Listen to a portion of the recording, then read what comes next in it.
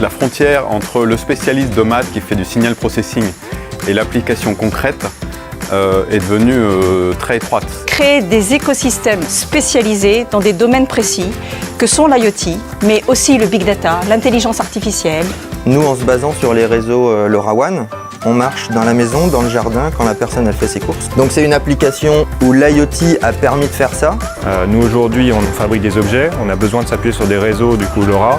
Au Niger il n'y a pas des réseaux LoRa donc on déploie nous-mêmes ce réseau. Enfin, il y a une synergie potentielle avec l'offre d'activité pour déployer ce réseau. Faire communiquer un objet intelligent de manière efficace avec le réseau, c'est-à-dire pour quelques euros de budget d'électronique et surtout quelques micro-ampères de budget radio jusqu'à il y a 3-4 ans.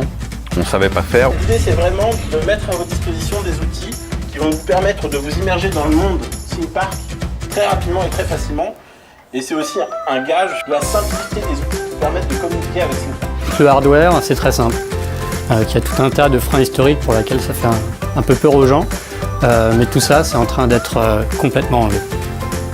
Et nous, ce qu'on veut faciliter, c'est le passage, c'est les petites quantités qui permettent de tester l'idée et qui permettent de s'assurer que ça marche pas et de jouer un peu avec les choix technologiques. Nous développons de plus en plus des écosystèmes très spécialisés vis-à-vis de thématiques que l'on retrouve dans l'incubateur.